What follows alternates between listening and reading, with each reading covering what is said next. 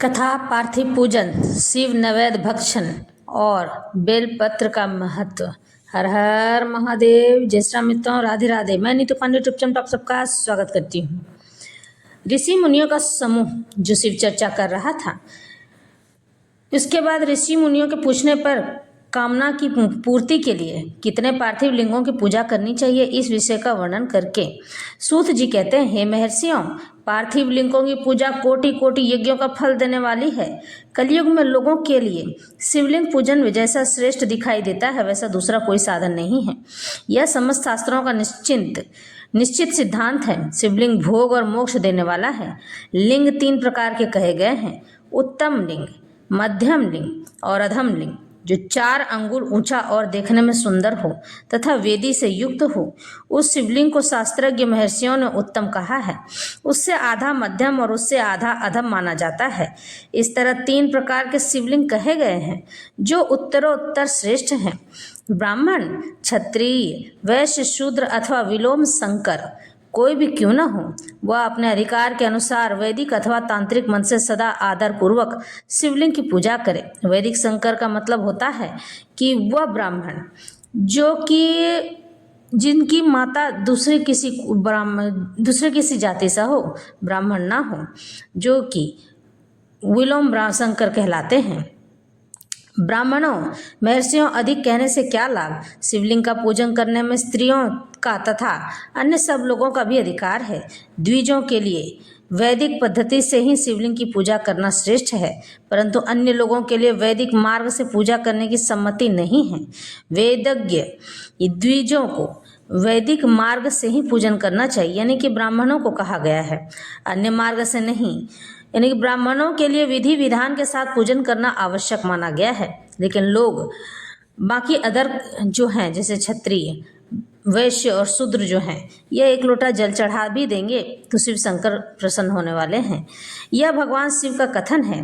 भगवान शिव यह बात स्वयं कहते हैं, दधीची और गौतम आदि के शाप से जिनका चित्त दग्ध हो जाता है, शांत हो गया है, उन द्विजों की वैदिक कर्म में श्रद्धा नहीं होती। ब्राह्मणों की, जो मनुष्य वेदों तथा स्मृतियों में कहे हुए सत्कर्मों की अवहेलना करके दूसरे कर्म को करने लगता है, उसका मनोरथ कभी सफल नहीं होता है। इस प्रकार विधि विधान के पूर्वक भगवान शंकर का नैवेद्यान्त पूजन करके उनकी त्रिभुवनमयी 8 मूर्तियों का भी वहीं पूजन करें। पार्थिव शिवलिंग की स्थापना करके पृथ्वी, जल, अग्नि, वायु, आकाश, सूर्य, चंद्रमा तथा यजमान, ये भगवान शंकर की 8 मूर्तियां कही गई हैं। पार्थिव शिवलिंग जो मिट्टी से बनाते हैं, इन मूर्तियों के साथ सर्व, भव, रुद्र, उग्र, भीम, ईश्वर, महादेव तथा पशुपति, इन नामों की भी अर्चना करनी चाहिए। उसके बाद चंदन, अक्षत और बेलपत्र लेकर वहाँ ईशान आदि के क्रम से भगवान शिव के परिवार का उत्तम भक्तिभाव से पूजन करना चाहिए। ईशान, नंदी, चंड, महाकाल, श्रृंगी, भृंगी, वृष, स्कंद, कपर्दीश्वर, सोम तथा शुक्र, ये 10 शिव के परिवार हैं, जो क्रम से ईशान आदि 10 दिशाओं में पूजनीय माने जाते हैं।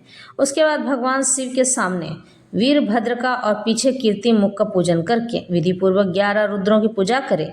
उसके बाद पंचाक्षर मंत्र का जप करके शतरुद्रीय स्रोत का नाना प्रकार की स्तुतियों का तथा शिव पंचांग का पाठ करें। तत्पश्चात परिक्रमा और नमस्कार करके शिवलिंग का विसर्जन करें। इस प्रकार मैंने शिव पूजन की संपूर्ण विधि का आदर पूर्वक वर्णन किया है। रात्रि में देव कार्य को सदा उत्तराभिमुख होकर ही करना चाहिए। इसी प्रकार शिव पूजन भी पवित्र भाव से सदा उत्तराभिमुख होकर ही करना उचित होता है। जहाँ शिवलिंग स्थापित हो, उससे पूर्व दिशा का आश्रय लेकर नहीं बैठना या खड़ा होना चाहिए, क्योंकि वह दिशा भगवान शिव के आगे या सामने पड़ती है। इष्ट देव का सामना रोकना ठीक नहीं। शिवलिंग से उत्तर दिशा में भी बैठे, क्योंकि उधर भगवान शंकर का वामांग है, यानी कि बाहिना अंग है, जिसमें शक्ति स्वरूपा देवी उमा विराजमान रहती हैं। पूजक को शिवलिंग से पश्चिम दिशा में भी नहीं बैठना चाहिए, क्योंकि वह आराध्य देव का पृष्ठभाग है। पीछे की ओर से पूजा करना उचित नहीं है। अतः अवशिष्ट दक्षिण दिशा ही ग्राम्य है, उसी का आश्रय लेना चाहिए। तात्पर्य यह है कि शिवलिंग से दक्षिण दिशा में उत्तराभिमुख होकर बैठे और पूजा करे। विद्वान पुरुष को चाहिए कि वह भस्म का त्रिपुंड लगाकर रुद्राक्ष की माला लेकर तथा बेलपत्र का संग्रह करके ही भगवान शंकर की पूजा करे। भगवान शंकर के पीछे पूजा करने से दरिद्रता आती है, संकट टलते नहीं हैं। इसके बिना नहीं। मुनिवरों, शिव पूजन आरंभ करते समय यदि भस्म न मिले तो मिट्टी से भी ललाट में त्रिपुंड अवश्य कर लेना चाहिए। ऋषिगण कहते, मुने, हमने पहले से यह बात सुन रखी है कि भगवान शिव का नैवेद्य नहीं ग्रहण करना चाहिए। इस विषय में शास्त्रों का क्या निर्णय है, यह तो बताइए। साथ ही बेल का महत्व भी प्रकट कीजिए। तो सूत जी कहते हैं, मुनियों, आप शिव संबंधी व्रत का पालन करने वाले हैं, इसलिए आप सबको सतसह धन्यवाद है। मैं प्रसन्नता पूर्वक सब कुछ बताता हूँ। आप सावधान होकर सुने। जो भगवान शिव का भक्त है, बाहर भीतर से पवित्र और शुद्ध है, उत्तम व्रत का पालन करने वाला तथा दृढ़ निश्चय से युक्त है, वह शिव नैवेद्य का अवश्य भक्षण करे। भगवान शिव का नैवेद्य अग्रम्य है, इस भावना को मन से निकाल दे। शिव के नैवेद्य को देख लेने मात्र से भी सारे पाप दूर भाग जाते हैं। उसको खा लेने पर तो करोड़ों पुण्य अपने भीतर आ जाते हैं। आए हुए शिव नैवेद्य को सिर झुकाकर प्रसन्नता के साथ ग्रहण करे और प्रयत्न करके शिव स्मरण पूर्वक उसका भक्षण करे। आए हुए शिव नैवेद्य को जो यह कहकर कि मैं इसे दूसरे समय में ग्रहण करूंगा, लेने में विलंब कर देता है, वह मनुष्य निश्चय ही पाप से बन जाता है। जिसने शिव की दीक्षा ली हो, उस शिव भक्त के लिए वह शिव नैवेद्य अवश्य भक्षणीय है। ऐसा कहा जाता है कि शिव की दीक्षा से युक्त शिव भक्त पुरुष के लिए सभी शिवलिंगों का नैवेद्य शुभ एवं महाप्रसाद माना जाता है, इसलिए वह उसका अवश्य भक्षण करे। परंतु जो अन्य देवताओं की दीक्षा से युक्त हैं और शिव भक्ति में भी मन को लगाए हुए हैं, उनके लिए शिव नैवेद्य भक्षण के विषय में क्या निर्णय है, इसे आप लोग प्रेम पूर्वक सुने। ब्राह्मणों, जहाँ से सालग्राम शिला की उत्पत्ति होती है, वहाँ के उत्पन्न लिंग में रस लिंग, पारद लिंग में पाषाण, रजत तथा सुवर्ण से निर्मित लिंग में देवताओं तथा सिद्धों द्वारा प्रतिष्ठित लिंग में केसर निर्मित लिंग में स्फटिक लिंग में रत्न निर्मित लिंग में तथा समस्त ज्योतिर्लिंगों में विराजमान भगवान शिव के नैवेद्य का भक्षण चंद्रायन व्रत के समान पुण्यजनक है। ब्रह्म हत्या करने वाला पुरुष भी यदि पवित्र होकर शिव निर्माल्य का भक्षण करके उसे सिर पर धारण करे तो उसका सारा पाप शीघ्र ही नष्ट हो जाता है। पर जहाँ चंड का अधिकार है, वहाँ जो शिव निर्माल्य हो, उसे साधारण मनुष्यों को नहीं खाना चाहिए। जहाँ चंड का अधिकार नहीं है, वहाँ के शिव निर्माल्य का सभी को भक्ति पूर्वक भोजन करना चाहिए। बाण लिंग, नर्मदेश्वर, लोह निर्मित स्वर्णादि धातुमय लिंग, सिद्ध लिंग, जिन लोगों की उपासना से किसी ने सिद्धि प्राप्त की है अथवा जो सिद्धों द्वारा स्थापित हैं, वे लिंग, स्वयंभू लिंग, इन सब लिंगों में तथा शिव की प्रतिमाओं मूर्तियों में चंड का अधिकार नहीं है।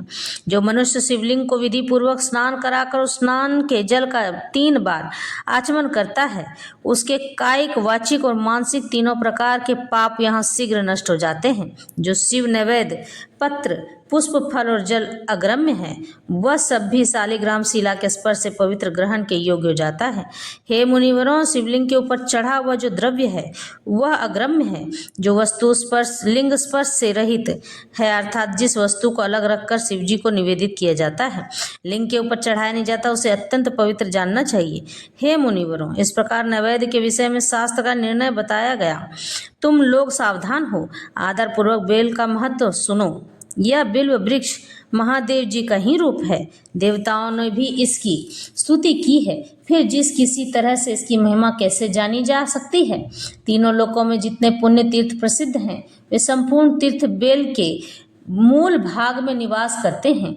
जो पुण्यात्मा मनुष्य बेल के मूल में लिंग रूप अविनाशी महादेव जी का पूजन करता है, वह निश्चय ही शिव पद को प्राप्त होता है। यानी कि बेल के पेड़ के नीचे जो भगवान शिवलिंग बनाकर, पार्थिव शिवलिंग बनाकर पूजा करेगा, वह भगवान शिव के लोक को जाएगा। जो बेल की जड़ के पास जल से अपने मस्तक को सींचता है, वह संपूर्ण तीर्थों में स्नान का फल पा लेता है और वही इस भूतल पर पावन माना जाता है। इस बेल की जड़ के परम उत्तम थाले को जल से भरा हुआ देखकर महादेव जी पूर्णतया संतुष्ट होते हैं। जो मनुष्य गंध, पुष्प आदि से बेल के मूल भाग का पूजन करता है, वह शिवलोक को पाता है और इस लोक में भी उसकी सुख संतति बढ़ती है। जो बेल की जड़ के समीप आदर पूर्वक दीपावली जलाकर रखता है, वह तत्वज्ञान से संपन्न हो भगवान महेश्वर में मिल जाता है। जो बेल की शाखा थाम कर हाथ से उसके नए नए पल्लव उतारता और उनसे उस बेल की पूजा करता है, वह सब पापों से मुक्त हो जाता है। जो बेल की जड़ के समीप भगवान शिव में अनुराग रखने वाले एक भक्त को भी भक्तिपूर्वक भोजन कराता है, उसे कोटि गुना पुण्य फल प्राप्त होता है। जो बेल की जड़ के पास शिव भक्त को खीर और घी से युक्त अन्न देता है, वह कभी दरिद्र नहीं होता है। ब्राह्मणों, इस प्रकार मैंने सांगोपांग शिवलिंग पूजन का वर्णन किया। यह प्रवृत्ति मार्गी तथा निवृत्ति मार्गी पूजकों के भेद से दो प्रकार का होता है। प्रवृत्ति मार्गी लोगों के लिए पीठ पूजा इस भूतल पर संपूर्ण अभिष्ट वस्तुओं को देने वाली होती है। प्रवृत्त पुरुष सुपात्र गुरु आदि के द्वारा ही सारी पूजा संपन्न करे और अभिषेक के अंत में अगहनी के चावल से बना हुआ नैवेद्य निवेदन करे। पूजा के अंत में शिवलिंग को शुद्ध संपुट में विराजमान करके घर के भीतर कहीं अलग रख दे। निवृत्ति मार्गी उपासकों के लिए हाथ पर ही शिव पूजन का विधान है। उन्हें भिक्षा आदि से प्राप्त हुए अपने भोजन को ही नैवेद्य रूप में निवेदित कर देना चाहिए। निवृत्त पुरुषों के लिए सूक्ष्म लिंग ही श्रेष्ठ बताया जाता है। वे विभूति से पूजन करें और विभूति को ही नैवेद्य रूप से निवेदित भी करें। पूजा करके उस लिंग को सदा अपने मस्तक पर धारण करें।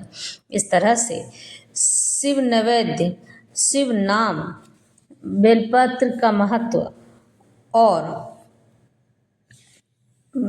पार्थिव शिवलिंग की यह उपासना समाप्त होती है कि किस तरह से पार्थिव शिवलिंग की पूजा करनी चाहिए, किस तरह से नैवेद्य हमारे लिए मान्य है और भगवान शिव का नैवेद्य हमारे लिए किस तरह से संपूर्ण रूप से हम उसे खा सकते हैं। बेल के पत्ते का क्या महत्व है। शिव पुराण की यह कथा जो वायव्य संहिता से लिया गया है, विदेश्वर संहिता से लिया गया है, और शिव महापुराण की यह चर्चा, भगवान शिव की यह कथा संपूर्ण होती है।